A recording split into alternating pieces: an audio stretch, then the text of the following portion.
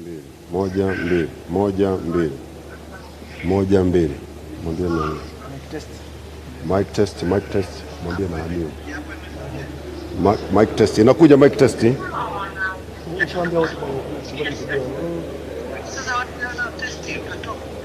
Hapo safi mzigo. Stand by. Dakika moja. Baada ya dakika moja tunaanza matangazo kwa wote. Baada ya dakika moja tunaanza matangazo kwa wote. Nakuhesabia. Kaka mzigo moja. Mbili.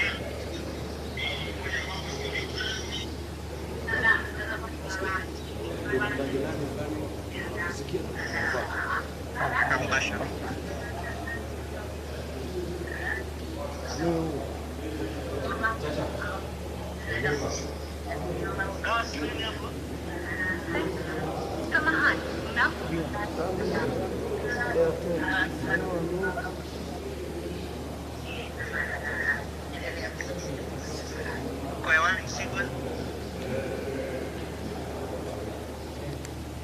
Habari za asubuhi, mtazamaji wa matangazo haya kutoka Ikulu, Kurugenzi ya Mawasiliano ya Rais. Naitwa Gerson Msigwa kwa niaba ya timu nzima ya Kurugenzi ya Mawasiliano ya Rais Ikulu.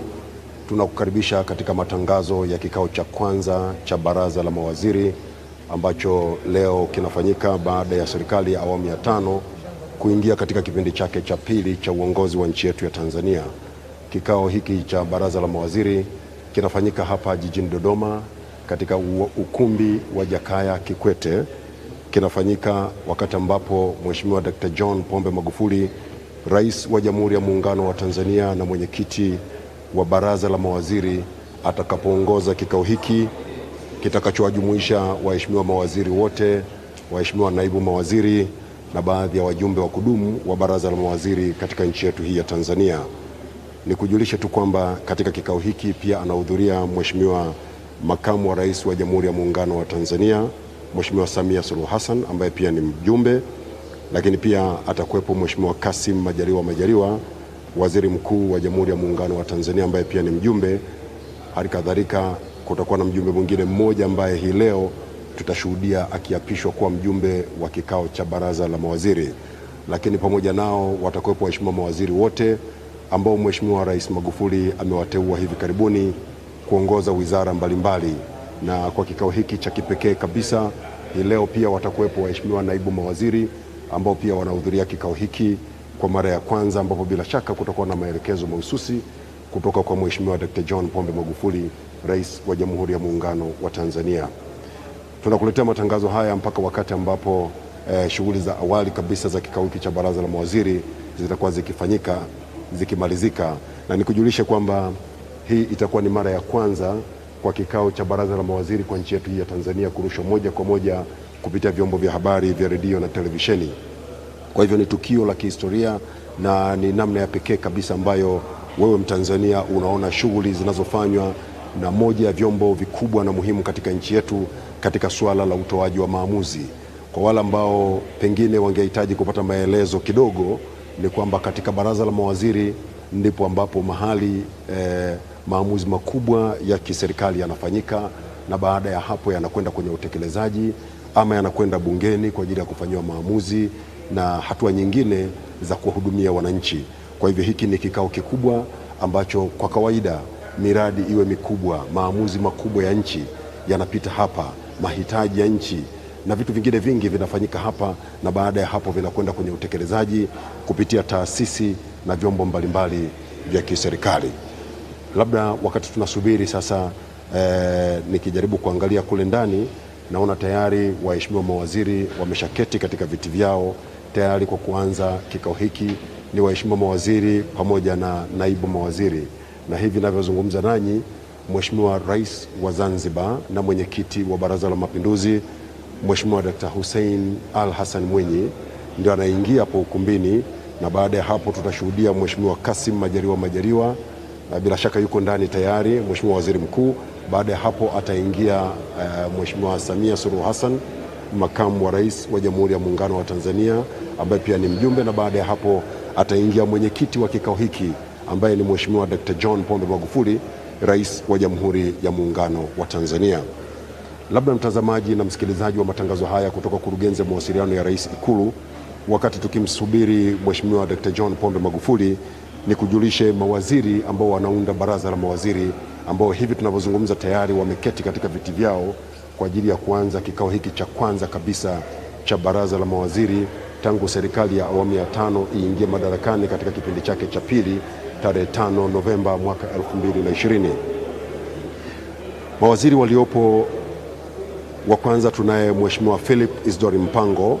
Huyu ni waziri wa fedha na mipango na pia ni mbunge wa Buhigwe kule mkoani Kigoma. Lakini tunaye pia Profesa Palamagamba John Aidan Mwaruko Kabudi. Huyu ni waziri wa mambo ya nje na ushirikiano wa Afrika Mashariki na ni mbunge wa Kilosa. Tunaye pia Captain mstaafu George Huruma Mkuchika. Huyu ni mbunge wa Newala, lakini yeye ni waziri wa nchi, ofisi ya Rais, management ya utumishi wa umma na utawala bora. Tunaye Mheshimiwa William Vangimembe Lukuvi. Huyu ni waziri wa ardhi, nyumba na maendeleo ya makazi, lakini pia ni mbunge wa Ismani kule mkoani Iringa. Tunaye Mheshimiwa Jenista Joakim Mhagama. Yeye ni waziri wa nchi, ofisi ya waziri mkuu, sera, bunge, kazi, vijana, ajira na wenye ulemavu, na huyu ni mbunge wa Peramiho kule mkoani Ruvuma. Tunaye humu ndani Mheshimiwa Umi Ali Mwalimu. Huyu ni mbunge wa Tanga mjini na ni waziri wa nchi, ofisi ya makamu wa rais, muungano na mazingira. Tunaye pia Mheshimiwa Joyce Lazaro Ndalichako. Huyu ni mbunge wa Kasulu na waziri wa elimu, sayansi na teknolojia. Lakini pia tunaye Mheshimiwa Seleman Said Jafo. Huyu ni mbunge wa Kisarawe, lakini Kisarawe ni mkoani Pwani, lakini yeye pia ni waziri wa nchi, ofisi ya rais, tawala za mikoa na serikali za mitaa, yani TAMISEMI. Tunaye Mheshimiwa Medad Matogoro Kalemani. Huyu ni mbunge wa Chato mkoani Geita na ni waziri wa nishati. Tunaye Mheshimiwa Doto Mashaka Biteko. Huyu ni mbunge wa Bukombe na waziri wa madini. Bukombe iko kule mkoani Geita. Tunaye Mheshimiwa Innocent Lugha Bashungwa. Huyu ni waziri wa habari, utamaduni, sanaa na michezo na huyu ni mbunge wa Karagwe kule mkoani Kagera. Tunaye Mheshimiwa George Simba Chawene. Huyu ni mbunge wa jimbo la Kibakwe mkoani Dodoma na ni waziri wa mambo ya ndani ya nchi. Tunaye Mheshimiwa Dr. Mwigulu Lamek Nchemba Madelu. Huyu ni mbunge wa Iramba Mashariki lakini ni waziri wa katiba na sheria. Tunaye waziri wa ulinzi na jeshi la kujenga taifa. Huyu ni Mheshimiwa Elias John Kwandikwa. Tunaye Mheshimiwa Jumaa Aweso. Huyu ni mbunge wa Pangani kule mkoani Tanga na ni waziri wa maji. Tunaye Mheshimiwa Dr. Damas Ndumbalo. Huyu ni mbunge wa Songea mjini kule mkoani Ruvuma na waziri wa maliasili na utalii. Humu ndani pia yumo Dr. Faustin Ndugulile. Huyu ni mbunge wa Kigamboni mkoani Dar es Salaam, lakini ni waziri wa mawasiliano na teknolojia ya habari. Hii ni wizara mpya ambayo Mheshimiwa Dr. John Pombe Magufuli ameamua kuianzisha katika kipindi chake hiki cha pili baada ya kutambua umuhimu mkubwa wa mawasiliano na teknolojia ya habari na namna vinavyoweza kuchangia katika maendeleo ya nchi yetu hii ya Tanzania. Tunaye Profesa Adolf Mkenda, ni mbunge wa Rombo mkoani Kilimanjaro, lakini huyu ni waziri wa kilimo. Tunaye Mhandisi Leonard Chamriho. Huyu ni mbunge wa Bunge la Jamhuri ya Muungano wa Tanzania na waziri wa ujenzi na uchukuzi. Tunaye Profesa Kitila Mkumbo. Huyu ni mbunge wa Ubungo mkoani Dar es Salaam, lakini ni waziri wa nchi, ofisi ya rais, uwekezaji. Tunaye Mheshimiwa Dr. Dorothy Gwajima. Yeye ni mbunge wa Bunge la Jamhuri ya Muungano wa Tanzania, lakini ndiye waziri wa afya, maendeleo ya jamii, jinsia, wazee na watoto. Tunaye Mheshimiwa Mashimba Ndaki. Huyu ni mbunge wa Maswa Magharibi, lakini ndiye waziri wa mifugo na uvuvi. Tunaye ndugu Godfrey Mwambe, ndugu Geoffrey Mwambe. Huyu ni mbunge wa Masasi mjini na huyu ndiye waziri wa viwanda na biashara. Mtazamaji wa matangazo haya, nikukumbushe tu kwamba Tupo hapa katika ukumbi wa Jakaya Kikwete jijini Dodoma, ambako leo utashuhudia kikao cha kwanza cha baraza la mawaziri katika serikali ya awamu ya 5 kwenye kipindi chake hiki cha pili kikifanyika hapa, ambapo Mheshimiwa Dr. John Pombe Magufuli, Rais wa Jamhuri ya Muungano wa Tanzania na mwenyekiti wa baraza la mawaziri atakapoongoza kikao hiki hii leo. Nimekutajia orodha ya waheshimiwa mawaziri ambao wapo hapa tayari kwa kikao hiki, na kwa umuhimu wa kikao hiki cha kwanza wapo pia naibu mawaziri, na naomba niwataje hapa ambao wako humu ndani tayari kwa kushiriki katika kikao hiki cha kwanza kabisa cha baraza la mawaziri. Tunaye Mheshimiwa Dr. Angelina Mabula, huyu ni mbunge wa Ilemela kule Mwanza, lakini ni naibu waziri wa ardhi, nyumba na maendeleo ya makazi. Tunaye Mheshimiwa William Ole Nasha, mbunge wa Ngorongoro, huyu ni naibu waziri wa mambo ya nje na ushirikiano wa Afrika Mashariki. Humu ndani yupo pia Mheshimiwa Abdalla Ulega, huyu ni mbunge wa Mkulanga kule Pwani na ndiye naibu waziri wa habari, utamaduni, sanaa na michezo. Tunaye Mheshimiwa Mwita Mwikabe Waitara, mbunge wa Tarime vijijini, na huyu ni naibu waziri ofisi ya makamu wa rais, muungano na mazingira. Tunaye Mheshimiwa Hussein Bashe, huyu ni mbunge wa Nzega mjini na ndiye naibu waziri wa kilimo. Tunaye Mheshimiwa Dr. Godwin Mollel, huyu ni mbunge wa Siha na ndiye naibu waziri wa afya, maendeleo ya jamii, jinsia, wazee na watoto. Tunaye Mheshimiwa David Silinde, mbunge wa Tunduma, na huyu ndiye naibu waziri ofisi ya rais, tawala za mikoa na serikali za mitaa, yani TAMISEMI. Tunaye Mheshimiwa Pauline Gekul, huyu ni mbunge wa Babati na naibu waziri wa mifugo na uvuvi. Tunaye Mheshimiwa Patrobas Katambi, huyu ni mbunge wa Shinyanga mjini na ndiye naibu waziri ofisi ya waziri mkuu atakayeshughulikia kazi, vijana na ajira. Tunaye Mheshimiwa Exaud Kagahe, huyu ni mbunge wa Mufindi Kaskazini na ndiye naibu waziri wa viwanda na biashara. Tunaye Hamis ni mbunge wa Uzini kule Zanzibar na ndiye naibu waziri wa mambo ya ndani ya nchi. Tunaye humu ndani naibu waziri wa fedha na mipango, Mheshimiwa Mwanaidi Hamis, huyu ni mbunge wa viti maalum kutoka Zanzibar na ndiyo kama nilivyosema naibu waziri wa fedha na mipango. Tunaye Mheshimiwa Omar Kipanga, mbunge kutoka Mafia kule na ndiye naibu waziri wa elimu, sayansi na teknolojia. Tunaye Mheshimiwa Dr. Dugange, huyu ni mbunge wa Wanging'ombe na naibu waziri ofisi ya rais, tawala za mikoa na serikali za mitaa. Tunaye Mheshimiwa Steven Biabato, ni mbunge wa Bukoba mjini na ndiye naibu waziri wa nishati. Halikadhalika tunaye Mheshimiwa Deo Ndejembi, huyu ni mbunge wa Chamwino hapa mkoani Dodoma na ndiye naibu waziri ofisi ya rais, management ya utumishi wa umma na utawala bora. Tunaye mhandisi Kundo, huyu ni mbunge wa Bariadi kule na naibu waziri wa mawasiliano na teknolojia ya habari. Tunaye ndugu Godfrey Kasekenya, yeye ni mbunge wa Ileje na naibu waziri wa ujenzi na uchukuzi. Tunaye Mheshimiwa Ndelinanga, huyu ni mbunge wa viti maalum, Umi Ndelinanga, mbunge wa viti maalum na naibu waziri ofisi ya waziri mkuu atakayeshughulikia masuala ya wenye ulemavu. Tunaye Mheshimiwa mhandisi Mary Priska Mahundi, huyu ni mbunge wa viti maalum na naibu waziri wa maji.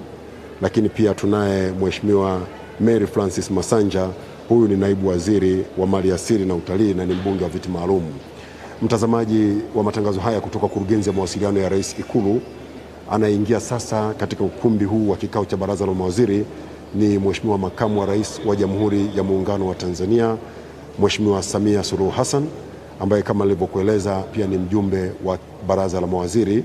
Anakuja kuhudhuria kikao hiki cha kwanza kabisa cha baraza la mawaziri wa Jamhuri ya Muungano wa Tanzania kilichoundwa katika serikali ya awamu ya 5 kipindi cha pili baada ya kuapishwa kwa Mheshimiwa Rais tarehe 5 Novemba mwaka 2020 hapa jijini Dodoma kuiongoza Tanzania kwa kipindi kingine cha miaka 5, na hili ndilo baraza lake la mawaziri. Namwona Mheshimiwa Makamu wa Rais anaketi tayari kabisa, na atakayefuata hapa bila shaka sasa ni Mheshimiwa Dr. John Pombe Magufuli, Rais wa Jamhuri ya Muungano wa Tanzania na mwenyekiti wa kikao hiki cha baraza la mawaziri. Mheshimiwa Samia Suluhu Hassan sasa anakwenda kuketi katika kiti chake tayari kabisa kwa kushiriki kikao hiki. Nilikuwa nikikutajia waheshimiwa naibu mawaziri ambao pia wanahudhuria kikao hiki cha kwanza cha leo cha baraza la mawaziri, na mwingine baada ya wale 21 naibu mawaziri niliowataja ni Mheshimiwa Godfrey Mizengo Pinda. Huyu ni mbunge wa Kavuu na ndiye naibu waziri wa katiba na sheria, na pia yupo Profesa Shukran Manya. Huyu ni naibu waziri wa madini na ni mbunge wa bunge la Jamhuri ya Muungano wa Tanzania. Mtazamaji wa matangazo haya kutoka kurugenzi ya mawasiliano ya Rais Ikulu, hiyo ndio orodha ya waheshimiwa mawaziri na naibu mawaziri ambao leo wanahudhuria kikao hiki hapa katika ukumbi wa Jakaya Kikwete jijini Dodoma, kikao ambacho kimeitishwa na mwenyekiti na Rais wa Jamhuri ya Muungano wa Tanzania Mheshimiwa Dr. John Pombe Magufuli. Labda nikujulishe kwamba kikao hiki pia huhudhuriwa na wajumbe wengine kulingana na maelekezo na taratibu ambazo zimewekwa zinazoongoza baraza la mawaziri. Utaona humu ndani yupo katibu wa baraza la mawaziri, yumo Engineer John William Kijazi, katibu mkuu kiongozi na ndiye katibu wa baraza la mawaziri, yeye ni mjumbe katika kikao hiki. Lakini pia yupo Profesa Adeladus Kilangi, yeye ni mwanasheria mkuu wa serikali, naye ni mjumbe katika kikao hiki cha baraza la mawaziri na yumo humu ndani tayari amewasili kwa ajili ya kushiriki. Lakini pia yupo Nsubiri Joshua, huyu ni kaimu karani wa baraza la mawaziri, ni moja ya watu ambao wanahakikisha shughuli za baraza la mawaziri zinakwenda vile zinavyotakikana. Unaweza kushuhudia pia sura za wengine, wamo wasaidizi wa viongozi, lakini wamo pia wajumbe ambao wamehudhuria kwa mwaliko. Wanahudhuria kikao hiki kwa mwaliko kulingana na umuhimu wao na ajenda ambazo zinajadiliwa katika baraza la mawaziri. Kwa si ajabu kaona humo wasaidizi wa viongozi, baadhi ya maafisa, makatibu wakuu ama wakuu wa taasisi, kulingana na mahitaji ambayo baraza la mawaziri linahitaji uwepo wao kwa ajili ya kufanikisha shughuli mbalimbali za mazungumzo, maamuzi na kupeana taarifa kuhusiana na mambo ambayo yanatakiwa kutolewa maamuzi katika baraza la mawaziri. Kwa hivyo itakuwa si ajabu kuona baadhi ya watu wengine wakiwemo humu ndani, lakini ujue kwamba hawamo humo kwa bahati mbaya, lakini ni kwa maelekezo na kwa taratibu ambazo zimezingatiwa katika baraza hili la mawaziri. Kwa hivyo mtazamaji, kama ambavyo nimekueleza awali kwamba hiki ni kikao cha kwanza kabisa kinafanyika hii leo hapa jijini Dodoma katika ukumbi huu wa Jakaya Kikwete, na kinafanyika hivi kwa mara ya kwanza pia katika ukumbi huu. Haikuwahi kutokea kufanyika kikao hiki katika ukumbi huu wa Jakaya Kikwete. Ni maelekezo tu ya Mheshimiwa Dr. John Pombe Magufuli, Rais wa Jamhuri ya Muungano wa Tanzania. Akitaka anaweza kuamua mahali popote kikao kifanyike na kinaweza kufanyika. Kwa hivyo leo kinafanyika hapa na waheshimiwa mawaziri na naibu mawaziri wanapata fursa hiyo ya kuhudhuria kikao hiki kwa ajili ya kushiriki katika jukumu hili zito la kufanya maamuzi. Kama ambavyo utaona hivi ninavyozungumza, waheshimiwa mawaziri wapo katika maandalizi, na wakati wote kuanzia sasa Mheshimiwa Rais atawasili hapo ukumbini tayari kabisa kwa ajili ya kuongoza kikao hiki. Kikao kilichopita unaweza kuona sura za waheshimiwa mawaziri zilikuwa tofauti. Kama ambavyo tulifanyiwa uchambuzi, ni kwamba katika kikao hiki kumekuwa na sura mpya za waheshimiwa mawaziri ambao wamehudhuria, lakini pia ambao wameteuliwa kuwa wajumbe wa kikao cha baraza la mawaziri. Lakini pamoja na hivyo kuna wabunge wapya ambao wameshinda katika uchaguzi. Kwa hiyo utaona hata katika orodha ya waheshimiwa mawaziri wako waheshimiwa mawaziri ambao walikuwepo katika kikao kilichopita. Mfano, Mheshimiwa Waziri Mpango, huyu alikuwepo na alikuwa waziri wa fedha, Mheshimiwa Kabudi, Mheshimiwa Mkuchika, Mheshimiwa Rukuvi, Mheshimiwa Mwagama, Mheshimiwa Umi. Lakini pia utakuta zipo pia sura nyingine mpya za waheshimiwa mawaziri ambao wameteuliwa katika baraza hili la mawaziri. Mheshimiwa Ndugulile yeye aliwahi kuwa naibu waziri, lakini safari hii amerudi akiwa waziri. Lakini tunazo sura mpya, kwa mfano Mheshimiwa Profesa Adolf Mkenda. Huyu hakuwa waziri kabla, alikuwa katibu mkuu wa Wizara ya Maliasili na Utalii, na hivi sasa anahudhuria kikao hiki akiwa waziri, na ni waziri mpya katika Wizara ya Kilimo. tunaye Mheshimiwa Leonard Chamriho. Huyu ni waziri wa Jamhuri ya Muungano wa Tanzania. Ameteuliwa na Mheshimiwa Rais kuwa mbunge, lakini baadaye akateuliwa kuwa waziri. Ni kwa sababu Mheshimiwa Rais anazo zile nafasi 10 za kuwateua waheshimiwa wabunge kulingana na matakwa yake na mahitaji yake. Kwa hivyo ilimpendeza amteue Mheshimiwa Chamriho kuwa kwanza mbunge, lakini pili ampe wizara ya ujenzi na uchukuzi ili aweze kuongoza wizara hiyo. Lakini tunaye waziri mpya hapa katika baraza hili, Mheshimiwa Profesa Kitila Mkumbo. Yeye ni mbunge wa jimbo la Ubungo, lakini huyu katika baraza la mawaziri lililopita hakuwa waziri. Yeye alikuwa katibu mkuu wa wizara ya maji, lakini wakati huu amekuja kuunda baraza la mawaziri. Lakini pia yuko Mheshimiwa Mashimba Ndaki. Huyu naye pia hakuwa waziri, lakini safari hii amekuja akiwa ameteuliwa kuwa waziri wa mifugo na uvuvi. Lakini pia tunaye Mheshimiwa Geoffrey Mwambe. Yeye pia hakuwa waziri. Huyu alikuwa mtendaji mkuu wa Kituo cha Uwekezaji Tanzania TIC, na safari hii ameteuliwa kuwa, kwanza ameshinda kuwa mbunge wa jimbo la Masasi mjini, lakini pili ameteuliwa kuwa waziri wa viwanda na biashara. Kwa hivyo ndio hivyo kwamba katika baraza hili la mawaziri Mheshimiwa Rais ameteua jumla ya mawaziri 21, wakiwemo wale ambao wameteuliwa kwa kipindi cha pili, lakini pia ameteua waheshimiwa naibu mawaziri 23 na naibu mawaziri 23. Hao ndio waliowateua kuunda baraza la mawaziri safari hii, zikiwemo hizo sura mpya za waheshimiwa mawaziri ambao leo nao watakuwa wanahudhuria kikao hiki kwa mara ya kwanza.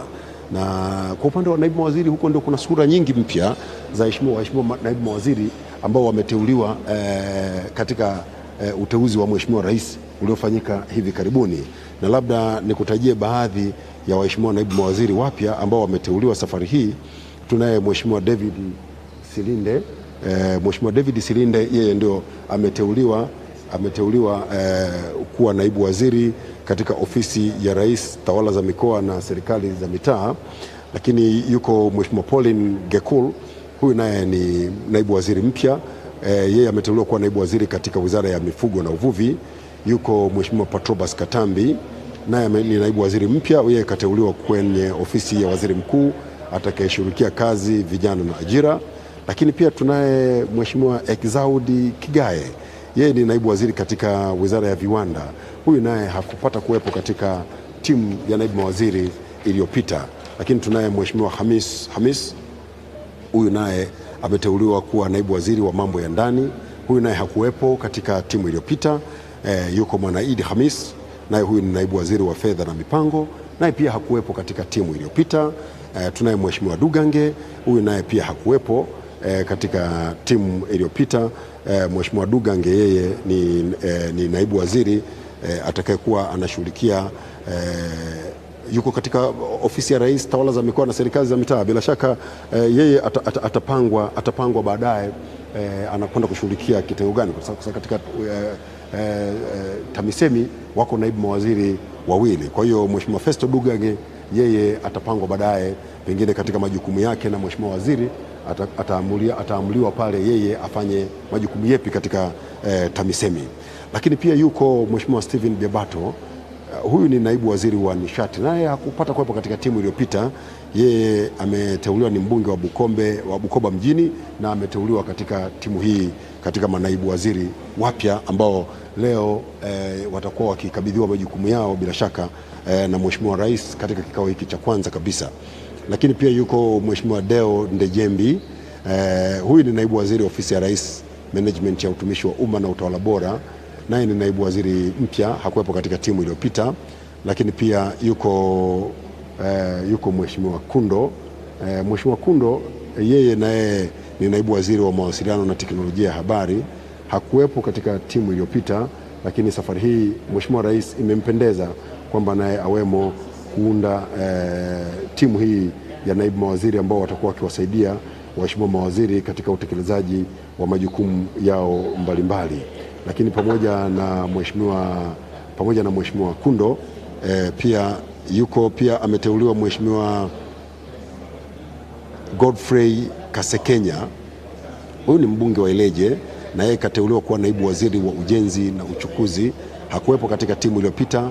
Imempendeza Mheshimiwa Rais aje aungane hapa kwa ajili ya kuja kumsaidia Mheshimiwa waziri wa ujenzi na uchukuzi katika utekelezaji wa majukumu ya wizara hii ya ujenzi na uchukuzi. Yuko pia Mheshimiwa Umi Ndelinanga, huyu ni naibu waziri ofisi ya waziri mkuu wenye ulemavu, naye kateuliwa katika timu hii mpya, hakupata kuwepo katika timu ya naibu mawaziri iliyopita. Lakini pia yuko Mheshimiwa Mary Priska Mahundi, huyu ni naibu waziri wa maji, anakwenda kusaidiana na waziri wa maji katika kutekeleza majukumu yake, naye hakupata kuwepo katika timu iliyopita. Yuko pia Mary Francis Masanja, yeye ameteuliwa kuwa naibu waziri wa mali asili na utalii, naye ni naibu waziri mpya, ameteuliwa sasa kuja kusaidiana na Mheshimiwa Dr. Damas Ndumbalo kuongoza wizara hii ya mali asili na utalii. Lakini wako pia manaibu waziri wengine wawili ambao hawakupata kuwepo katika timu iliyopita. Yuko naibu waziri wa katiba na sheria Mheshimiwa Godfrey Mizengo Pinda, naye hakupata kuwepo katika timu iliyopita. Huyu ni mbunge wa Kavuu, naye anakuja kuungana na Mheshimiwa Mwigulu Lameck Nchemba katika kuongoza wizara hii ya katiba na sheria. Lakini pia yupo Mheshimiwa Profesa Shukran Imanya, yeye ni naibu waziri wa madini na mtaalamu kabisa katika masuala haya ya madini na viambata vya madini.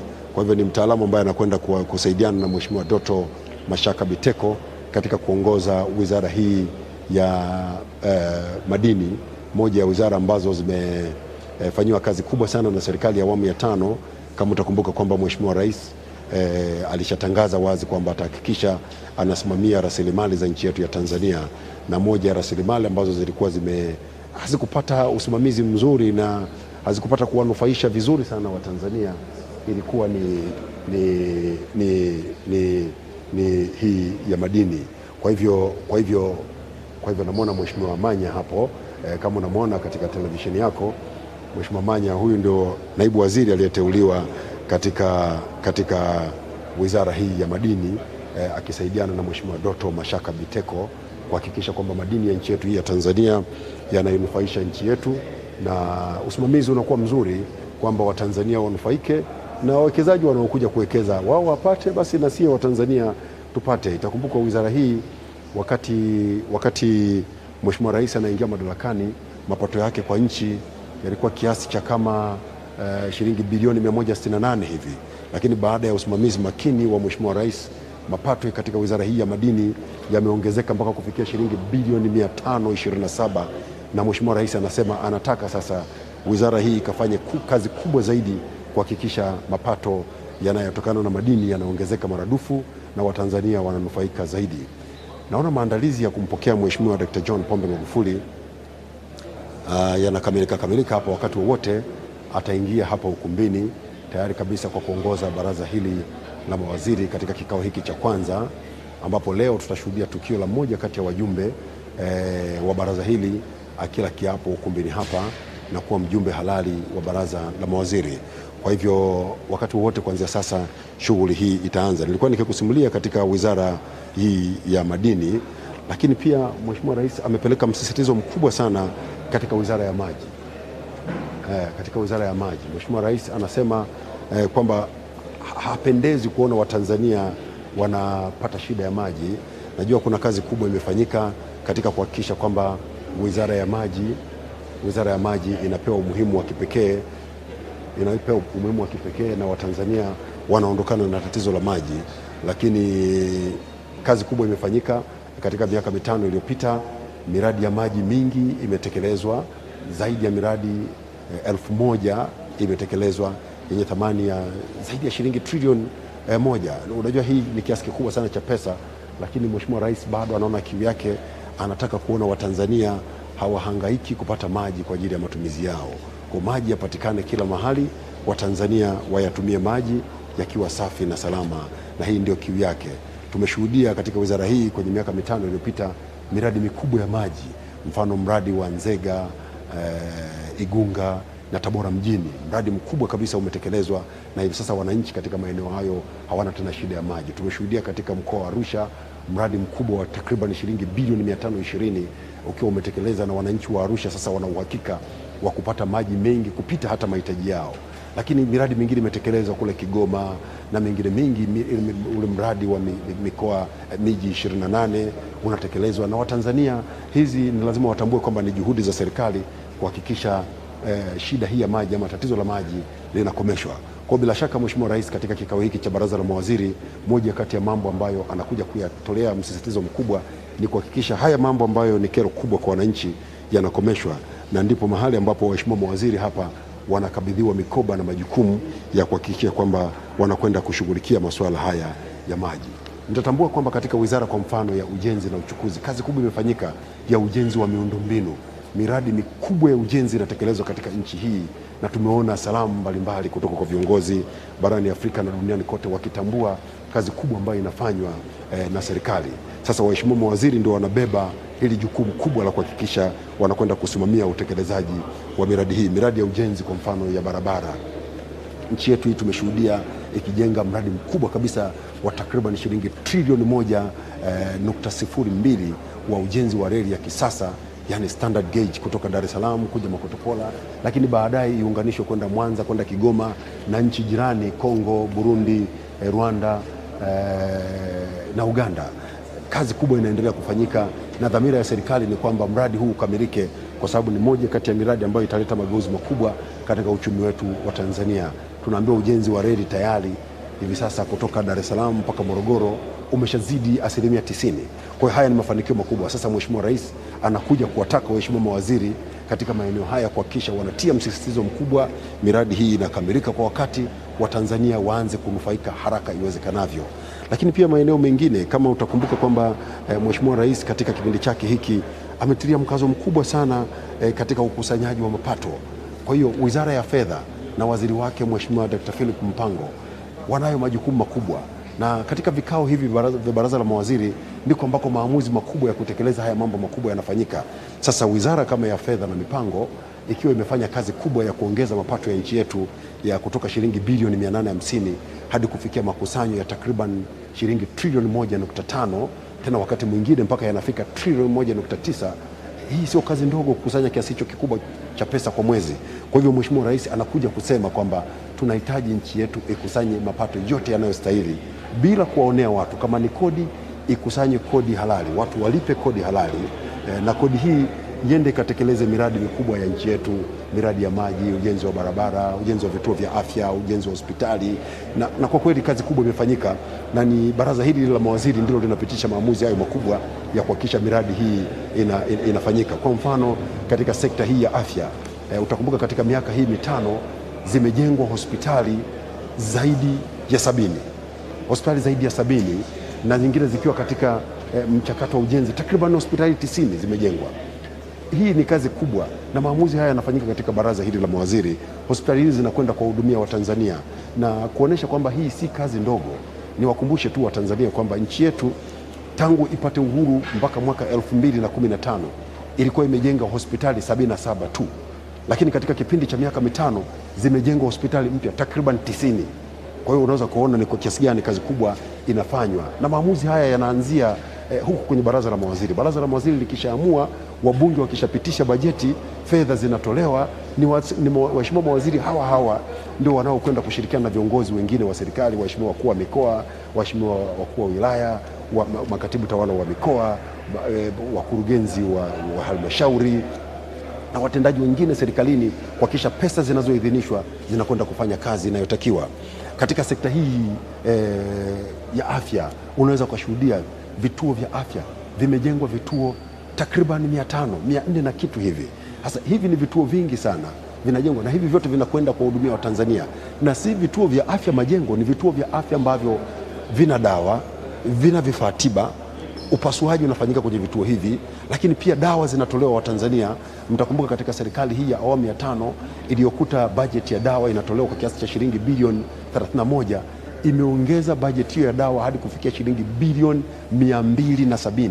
Hizi ni pesa ambazo zinakwenda kununua dawa kwa ajili ya kuwapa Watanzania watibiwe. Kwa hiyo huendi hospitali ama kituo cha afya ama zahanati kwenda kumwona daktari na majengo tu, lakini pia unahudumiwa katika hospitali iliyokuwa na vifaa, lakini pia na wataalamu, lakini zaidi hapo unapata dawa ambazo zinauzwa kwa gharama nafuu, na Watanzania sasa mnaondokana na ile shida kubwa ya kwenda kuuziwa dawa nyingine zikiwa ni hafifu ama zikiwa zinauzwa kwa gharama kubwa kutoka kwenye vituo na taasisi binafsi. Lakini haya yote yanafanywa na serikali kwa ajili ya kuwapa nafuu Watanzania, Kwa hivyo serikali inatoa huduma, taasisi binafsi pia zinatoa huduma, lakini jukumu la kwanza ni la serikali kuhakikisha inawapa Watanzania huduma za afya, huduma za maji, huduma za barabara, miundombinu, usafiri na vingine vingi, kazi ambayo inafanyika kwa nguvu kubwa, na waheshimiwa mawaziri hawa ndio wamekuwa kiungo kikubwa cha kuhakikisha kazi hizi zinafanyika vile inavyotakikana. Nimekueleza wizara mbalimbali na sekta mbalimbali ambazo waheshimiwa mawaziri hawa ndio wanakwenda kubeba jukumu la kutekeleza. Tunayo wizara kama wizara ya Elimu, Sayansi na Teknolojia.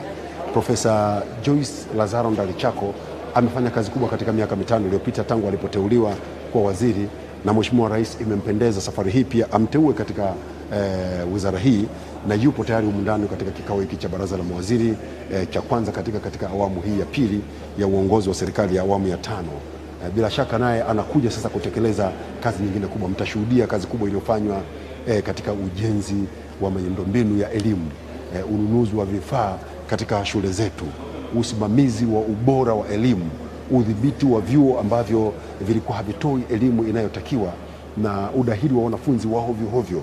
Tumeshuhudia katika eneo hili wanafunzi wa Tanzania wakipewa mikopo mikubwa, mikopo iliyoongezeka hadi kufikia zaidi ya shilingi bilioni 450. Watanzania zaidi ya 125,000 wanapata mikopo katika vyuo vyetu vya elimu ya juu. Hili si jambo dogo, lakini usimamizi mkubwa ukiwa unafanywa na wizara hii ya Elimu, Sayansi na Teknolojia chini ya Profesa Joyce Ndalichako, waziri katika serikali hii, akiwa anahakikisha kwamba mambo yanakwenda vile inavyotakikana. Lakini pia kusimamia masuala ya ujenzi wa vyuo. Tumeshuhudia vyuo vikiwa vimekarabatiwa, shule kongwe zimejengwa katika maeneo mbalimbali. Kulikuwa kuna hali ambayo ilikuwa kama vile inakatisha matumaini. Shule zimechakaa, vyuo vimechakaa, unampeleka mtoto shule hadi roho yako haipendi. Lakini hii leo katika shule za serikali na vyuo vya serikali unashuhudia Watanzania wanagombea watoto wao kwenda huko. Shule hizi ufaulu wake umepanda, watoto wanafanya vizuri mitihani yao, zinashindana vizuri na shule binafsi ambazo zilikuwa zinafanya vizuri. Ni jambo jema kwa shule binafsi kufanya vizuri, lakini haikuwa jambo zuri kwa shule za serikali kuwa zinafanya vizuri. Nakumbuka huko ndiko ambako Watanzania wanakwenda kusoma. Lakini jambo kubwa katika eneo hili, serikali hii ya awamu ya 5 katika kipindi kilichopita kupitia wizara hizi imeweza kuhakikisha mchakato wa kutoa elimu bure unafanyika kwa ufanisi, na Watanzania wanasoma kuanzia shule ya msingi mpaka sekondari bila kulipa karo ya shule. Hili halikuwa jambo dogo, ni jambo kubwa na limefanyika kwa manufaa makubwa. Na bila shaka leo Mheshimiwa Rais anapokuja kusisitiza, anapokuja kukutana na waheshimiwa mawaziri hawa, anakuja kusisitiza umuhimu wa kuhakikisha haya ambayo serikali ya awamu ya 5 iliyadhamiria na kuanza kuyatekeleza yanafanyika kwa ufanisi mkubwa. Nimekusimulia wizara nyingine kama wizara ya Ardhi, Nyumba na Maendeleo ya Makazi ambayo pia imefanya kazi kubwa. Watanzania hii leo wanaweza kupata hati za umiliki wa ardhi zao katika mikoa wanakoishi. Hili halikuwa jambo dogo, lakini pia dhuluma dhidi ya Watanzania ambao katika miaka mingi iliyopita wamekuwa wakidhulumiwa ardhi zao. Mtu mwenye nguvu zake za kipesa anayeweza kutumia madaraka anakwenda na mdhulumu mtu Mtanzania. Mheshimiwa Lukuvi amefanya kazi kubwa kuhakikisha katika wizara hii mambo yanakwenda. Naam, naona sasa Mheshimiwa Dr. John Pombe Magufuli, Rais wa Jamhuri ya Muungano wa Tanzania, anakaribia kuingia katika ukumbi huu wa baraza la mawaziri hapa katika ukumbi wa mikutano wa kituo cha mikutano cha Jakaya Kikwete jijini Dodoma. Mheshimiwa Rais punde ataingia humu ndani tayari kabisa kwa kuongoza kikao hiki cha kwanza cha baraza la mawaziri wa Jamhuri ya Muungano wa Tanzania, kikao cha kwanza katika awamu hii ya pili. Na hii leo kama nilivyosema, Mheshimiwa Rais anakuja kuongoza kikao hiki kikiwa na waheshimiwa mawaziri na waheshimiwa naibu mawaziri. Mheshimiwa Rais anakuja kuongoza kikao hiki pamoja na wajumbe wengine wa baraza la mawaziri kama nilivyokueleza, akiwemo makamu wa rais Mheshimiwa Samia Suluhu Hassan. Tutashuhudia hapa mjumbe mwingine akiapishwa humu ndani, lakini pia Mheshimiwa Rais atakuwa na hao waheshimiwa mawaziri na naibu mawaziri. Naona sasa Mheshimiwa Rais anaingia mle ndani, kuongoza kikao hiki cha baraza la mawaziri. Bila shaka itifaki ya kwanza sasa itafanyika, na hebu sasa tusikilize utaratibu ulioandaliwa kwa ajili ya kutekeleza itifaki hiyo.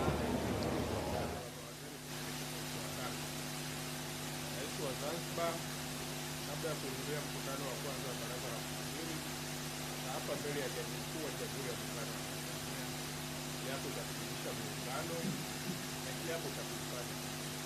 Kwa heshima na taadhima, naomba tuanze.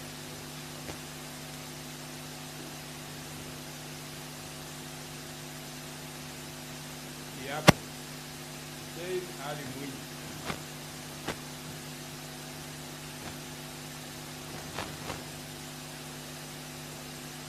Mimi Hussein Ali Mwinyi, Rais wa Zanzibar na mwenyekiti wa Baraza la Mapinduzi, na hapa kwamba nitakuwa mwaminifu kwa Jamhuri ya Muungano wa Tanzania na kuitumikia kwa moyo wangu wote, na nitahifadhi, nitailinda na kuitetea Katiba ya Jamhuri ya Muungano wa Tanzania kwa mujibu wa sheria, na kwamba katika kutekeleza madaraka niliyopewa kwa mujibu wa Katiba ya Zanzibar na Katiba ya Jamhuri ya Muungano wa Tanzania, nitaitetea na kudumisha umoja wa Jamhuri ya Muungano wa Tanzania.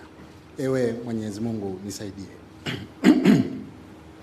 Mimi Hussein Ali Mwinyi, Rais wa Zanzibar na mwenyekiti wa Baraza la Mapinduzi Zanzibar, na hapa kwamba katika kutekeleza kazi zangu kama mjumbe wa Baraza la Mawaziri la Serikali ya Jamhuri ya Muungano wa Tanzania, nitamshauri kwa hekima na uaminifu Rais wa Jamhuri ya Muungano wa Tanzania, na kwa vyovyote vile sitotoa siri za Baraza la Mawaziri.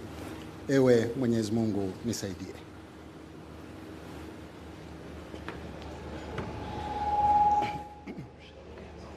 Naam, mtazamaji wa matangazo haya kutoka Kurugenzi ya Mawasiliano ya Rais Ikulu, aliyekuwa na hapa ni Rais wa Zanzibar na mwenyekiti wa Baraza la Mapinduzi, na hii ni kwa mujibu wa taratibu za Baraza la Mawaziri kwamba yeye ni mjumbe wa Baraza la Mawaziri. Kwa hivyo kabla ya kushiriki kikao hiki lazima kwanza aapishwe, na tayari zoezi hilo limefanyika akiwa ameapishwa pale mbele ya Jaji Mkuu wa Tanzania Mheshimiwa Profesa Ibrahim Hamis Juma, na anapigiwa makofi sasa kumpongeza kwa kazi nzuri ambayo anakwenda kuifanya, na kwa kuapishwa sasa kuwa mjumbe rasmi wa Baraza la Mawaziri.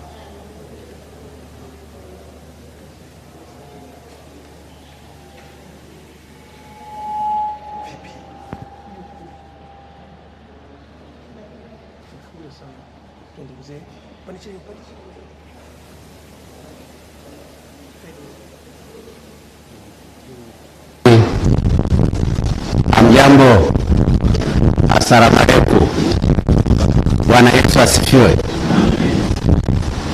Kwanza napenda nichukue nafasi hii kumpongeza Mheshimiwa Dr. Hussein Ali Mwinyi, Rais wa Zanzibar na mwenyekiti wa Baraza la Mapinduzi, kwa kuapishwa kwake na kuwa mjumbe wa Baraza la Mawaziri wa Jamhuri ya Muungano wa Tanzania. Pongeze sana.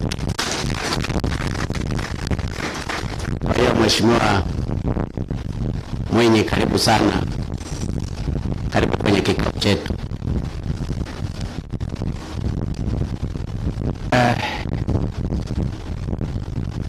Mheshimiwa wajumbe, karibu. Mheshimiwa Makamu wa Rais, Mheshimiwa Rais wa Zanzibar, Mheshimiwa Waziri Mkuu, Mheshimiwa wajumbe wote, basi tuanze kikao chetu. Ili leo tukutane hapa wote